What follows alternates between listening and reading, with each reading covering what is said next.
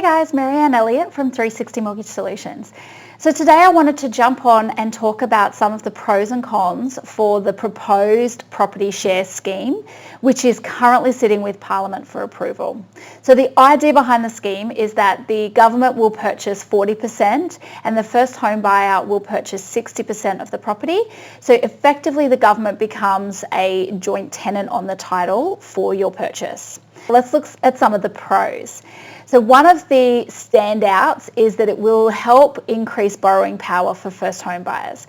Because you're only having to service and purchase that 60% of the loan and not the full loan itself, that's going to mean that you can borrow a little bit more.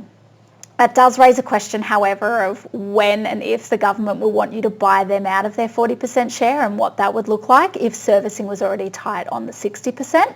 But face value, it does increase your borrowing power.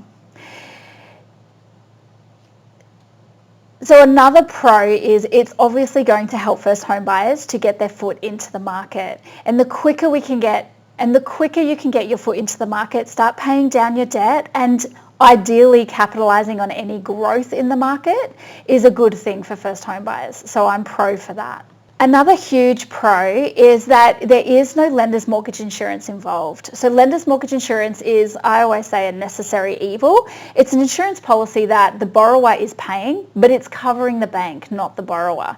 So anytime you can avoid these excess fees is brilliant. The other thing to remember about lender's mortgage insurance is it gets added to the loan.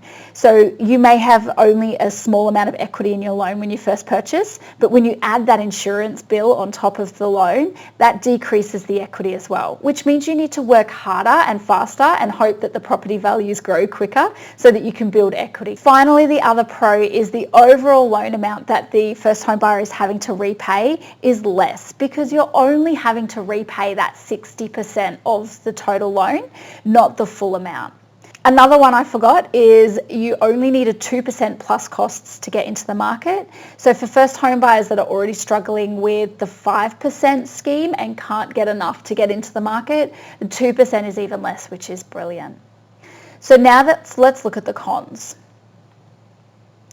One of the cons is similar to the other schemes available. There are select lenders that have access to, or there will be select lenders that have access to this scheme.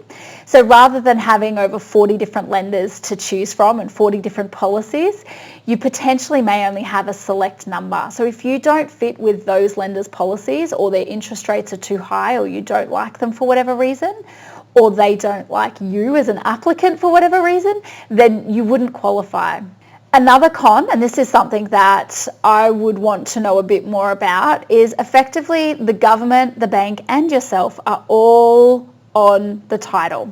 So what that means is in the future, if you were looking to sell the property, the government has a share in that property. So they have a vested interest in when it goes to market, making sure that they get back their share. There's something to be mindful of. Another con I'd be looking to, or more question I'd be looking to get answered is, will you have to buy out the government? And if down the track you decided you wanted to buy out the government of their 40% share, what does that look like? And the main reason I ask that is, does it go off the property value when you first purchased and that's the buyout amount? Or does it go off the new value? So for example, if property prices have continued to increase and you've made some great equity in your property, does that then mean that you have to buy out at that new value for the 40%? Finally, the last con is it's absolutely not for everybody. There is still criteria you need to qualify for the scheme. So for example, the purchase price is set at a certain amount.